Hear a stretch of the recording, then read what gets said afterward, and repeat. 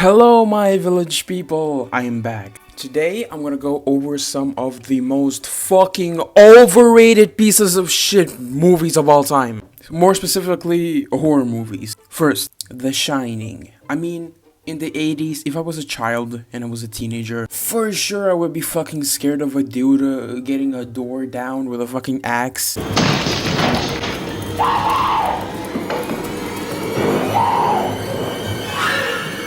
Here's Johnny!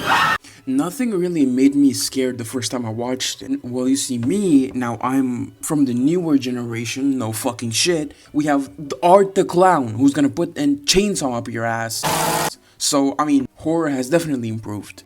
And the wife in the movie, holy shit, she's ass. I don't think I've ever seen such bad acting in my fucking life. And I'm so serious. The Doorman kids could whip up a better fucking performance. What the fuck? And I understand, I've read some things, I've watched some videos that she was pressured into a lot of things. Almost every single shot that they made with her, they had to repeat it all over and over again. And no shit, she's gonna be like exhausted. So the part of the movie that makes it to the final cut is gonna make her look horrible. Her facial expressions are so weird that they make the movie completely unwatchable. Yes.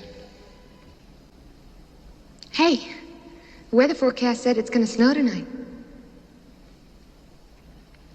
You can already see that the dude is tired on his typewriter the whole night. And his wife comes up to him and she's like, "Hey, did you know that there's snow tonight?" Oh my god. I'm not gonna show the part where he gets mad and shit because I don't wanna waste too much time on this movie. So I would give The Shining a 2 out of 10 on the horror scale because it's really not that scary.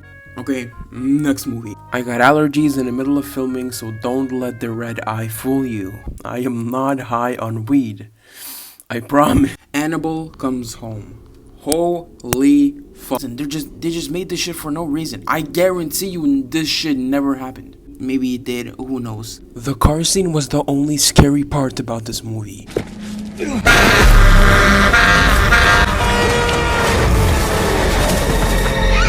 If you got scared by this movie and you're over 12 years old, get a fucking grip. Let me explain the plot now.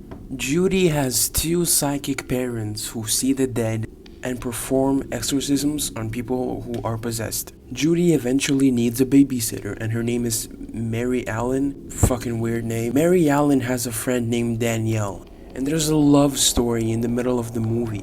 Well, like, what the fuck is this shit? This is supposed to be horror and not a High School Musical. Danielle is interested in Judy's parents and what they do, so she comes to babysit as well. Then Danielle, the fucking curious bitch, decides to go and find the keys to the door that unlocks a bunch of crazy artifacts that the Warrens have collected through the years.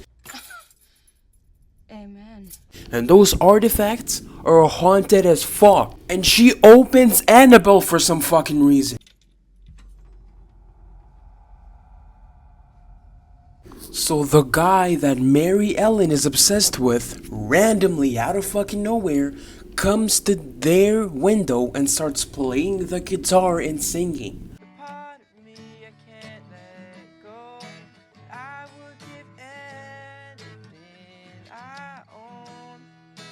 I understand this is the 70s and the Riz was different back then, but holy shit, no one would make me do this for any amount of money. He gets chased down by a fucking Wolverine.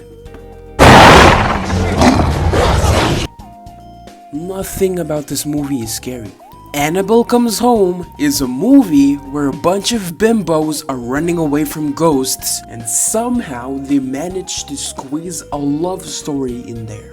Gary, I thought we were cool, but the amount of crack you had to ingest in 2019 to make this garbage ass movie has to be fucking studied. I watched so many movies that he had made and it's so good, but just he had to make this shit. So I would give Annabelle Comes Home maybe a 3 out of 10.